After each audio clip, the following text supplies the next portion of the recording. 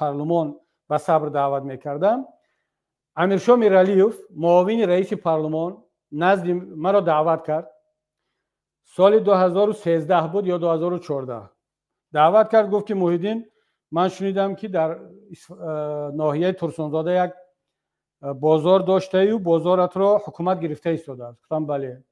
بازار در استادیوم بود است. بله گفتم استادیوم کلان سابق ترسونزاده از طرف یک نفر در وقتش حکومت فروخته است، خریداری شده است، او بازار کرده است، بازار رو به من فروخت. خب گفت که من یک پیشنهاد میکنم. البته امیرشاه میرعلیوف معاون رئیس پارلمان سابق رئیس دستگاه پرزیدنت و سابق رئیس حکومت ناحیه دنغرک امام علی رحمان به اصطلاح تابع او بود و امام علی رحمان او را استاد خود میدانست. بیهوده از پیش خودش به مشورت امام علی رحمان این حرف رو به من هیچ وقت نمیگفت. و من پیشنهاد کرد. گفت که محیدین یک راه هست، اگر میخوای که بازارت رو نگیرد یک نامه کوتاه دو سه جمله یک التماس از امام علی رحمان کن که همین بازار رو نگیرد، من این رو میبرم و کارت حل میشه. من گفتم که من این کار رو نخواهم کرد. گفت برای چی؟ گفتم ببین، گفتم امام علی رحمان حکومت مالکیت حزب را گرفته ایستاده است. همون شب روز در ناحیه پنجکن بینای حزب را خراب میکردن، میگرفتن. دقیق در یادم است. همین را گفتم که در ناحیه پنجکن گرفته ایستاده است، در فلان در شهر خوجند بالای حزب فشار آورده ایستاده است. من با کدام آب و رو و چهرم امروز از رحمان خواهش میکنم که بازاری مرا نگیرد. من میگویم که مال هیچ کس را نگیرد، از آن جمله مال حزب نهضت اسلامی تاجیکستان را نگیرد، فشار بالای ملا و دین اینا نورد. من برای بازار شخصی خودم از امام علی رحمان هیچ چیز را طلب نمیکنم. اگر واقعا میخواهی که خدمت کنی با ما و این کار نیک را انجام بدهی، بدون کدام مکتوب همین حرف رو به امام علی رحمان رسان که من طلب کرده ایستادم، خواهش کرده ایستادم که فشار را از بالای حزب و مردم و دین و مسجد بردارد، از آن جمله از بالای مالکیت شخصی من هم. اما اگر من مکتوب می نویسم به یک شرط می نویسم، تمام این مشکلات را می نویسم و اون را بعد به امام علی رحمان همش رو یک جهتی آماده باشی من می نویسم اگر بردن خواهی. گفت نه، من فقط درباره بازار خودم. گفتم نه، من این کار رو هیچگاه نخواهم کرد و نکردم. خب پس چگونه؟ من شانس داشتم که بازارم رو، مالکیتم رو نجات بدهم، اما فشار بالای حزب دوام پیدا کند، بالای دین فشار ادامه داشته باشد، ولی من این کار رو نکردم. پس چگونه می توانند مرا متهم به آن کنند که من سیاست صبرم به خاطر حفظ مالکیتم بوده است؟ این رو هم گفتم و باز تکرار میکنم. حتی بعد از انتخابات 2015 دو روز بعد از انتخابات، دقیقاً به یادم هست، دو روز بعد از انتخابات امام علی رحمان هیئت فرستاد از کمیته امنیت، از مقامات دیگر به نزد من با هدیه آمدن. حتی منزلی نو کشیده بودم با نمیدونم یک ماشین هدیه که همش رو به همسایگان تقسیم کردم. حتی یک دانه هم اجازه ندادم که خانواده‌ام از آن استفاده کنن. و پیشنهادی وزارت کردند، پیشنهادی حفظ مالکیت کردند، پیشنهادی منصب کردند، فقط با یک شرط: من خودم باید حزب را اعلان کنم که حزب بسته می شود. اگر من خودم حزب را بندم، تمام مالکیتم، تمام منصبم، حتی منصب بالاتر از اون خواهم گرفت. خب من این کار رو نکردم و من باوری دارم هر کسی در جای من می بود این کار رو نمیکرد. سید عمر حسینی این کار رو نمیکرد، محمد علی حید نمیکرد، تمام دیگه استاد نوری نمیکرد، استاد همت‌زاده نمیکرد، هیچ کس این کار رو نمیکرد. یعنی این یگان قهرمانی نیست، این یک انجام مسئولیت دینی، مسئولیت سیاسی، مسئولیت انسانی است. حالا استاد، همون بازاری که اشاره اش رفت، وقتی که از دستتون کشیده میگرفتند چقدر ارزش داشت؟ خب یه سه سوال درباره همین بازار هست، بعد دو تاش علاقه شما جواب گفتید، فقط همین است. بازار در وقتی که با فروش میرفت، وزارت عدلیه، وقتی که همین وزارت عدلیه تاجیکستان هم منصبدارانی که در اونجا کار میکنن، باور کنید بعضیش افراد قانون هستن، قانون رو خوب میدونن.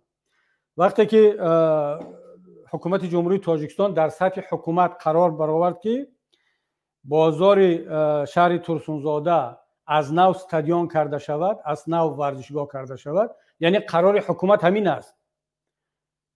با همین بهانه بازار را خواستن که رسما از من بگیرن. و وزارت عدلیه کمیسیه تشکیل کرد، مرا دعوت کردن، کمیسیه تشکیل کرد. اتفاقا ادوکات من بزرگمهر یاروف بود. ما یک جای رفتیم، یعنی بزرگمهر رو وکالت دادم، ایشون رفت و وزارت عدلیه کمیسیه داشته است، کمیسیه تشخیصی ارزش مال و ملک. بله. و اون کمیسیه رفتن بازار رو بهاگذاری کردن و تمام این نوآوری‌هایی که بعداً ما کردیم، یادتون باشد بازار کاروان سوخته بود، یک آتش شد و حکومت قرار برآورد که بازارها تعمیر کرده شوند و راه باز کرده شود برای گذشتن ماشین‌های سوختار خاموش کنی. باور کنید بازار شهر توسن‌زاده را ما با چندین برابر مبلغ صرف کردیم که تبدیل به یک بازار زمانه‌ای شود که به بین هر رسته ماشین سوختار خاموش کنی میگذشت. یعنی دیگر رسته‌های تنگ نداشت. و اینا وقتی اون تعمیر اونها را همه را دیدن، یک ارزش را با حساب کردن اون خراجاتایی که در اونجا شده است و مال و ملک و اون چوب و تخته‌ای که خرج شده است، یک نرخ خیلی بالا موندن. یادم نیست با سامانی چقدر بود، ارزش نزدیک 3 میلیون دلار. بعد اینا به خبر از آن که حکومت این بازار را از من به پول گرفتنی است، چون قبلا یک سال پیش از این یکی از افراد اعضای خانواده به من پیشنهاد کرد که همین بازار رو 2 میلیون به آنها بفروشم. من نفروختم. بعد وقتی که $2 میلیون، یعنی بله 2 میلیون دلار 2 میلیون دلار بله. بعد من نفروختم و بعد یک سال این فشارها رو آغاز کردند و خواستم بازار رو به پول بگیرن.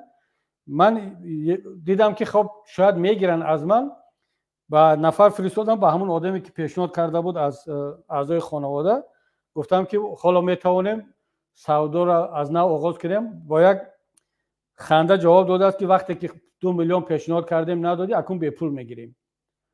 یعنی با همین مضمون. و بعدا وقتی کمیسیه این رو نرخ کرد، من راضی شدم، گفتم خیلی خوب. و من این مبلغی که وزارت عدلیه گفته است، خودی مقام دولتی نرخ‌گذاری کرده است، با من بدید بگیرید، ورزشگاه میسازید، کاری خودتون. بعد دیدن که نمیشه، نه باید با کبیر هیچ مبلغ ندین، کبیر رو باید جزا بدین به خاطر موقع‌های سیاسیش.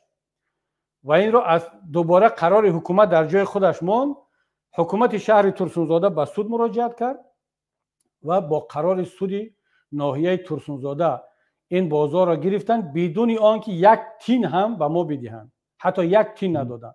و در قرار سود گفته شده است که در جای همین، هم در قرار سود و هم در قرار حکومت، در جای این بازار باید که ورزشگاه از نو بنا کرده شود. تا امروز شاید اکنون 11-12 سال میگذرد، بازار کار کرده ایستاده است، ورزشگاه نساختن، درآمدش رو خودشون میگیرن. و از همه بدتر ببینید که من پیشنهاد کردم همون وقت، گفتم که به من یک زمین جدا کنید، من خودم از پول شخصی خودم برای شهر ترسونزاده استادیوم میسازم. اگرچه در شهر ترسونزاده یک ورزشگاه خیلی کلان عمل کرده ایستاده است، گفتم اگر واقعا ورزشگاه نرسد به شهر ترسونزاده، من از پول خودم میسازم.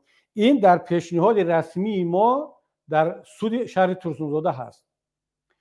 یا اینکه گفتم همین به من زمین جدا کنید، من برای خودم یک بازار نو بسازم. هر دو پیشنهاد برای من قابل قبول است. زمین جدا کنید، این رو بگیرید، به من یگان تین ندهید، من یک بازار نو برای خودم میسازم، برای که این کارگران، این افراد باید جای کارشون رو از دست ندهند. یا بازار میستد، من برای شهر ترسونزاده یک استادیوم نو میسازم. چون مقصدی آنها جزا دادن من بود، گرفتن مالکیت من بود. نه پیشنهادهای من رو قبول کردن، نه قرار حکومت رو عملی کردن، نه قرار سود رو عملی کردن. تا امروز بازار کار کرده است.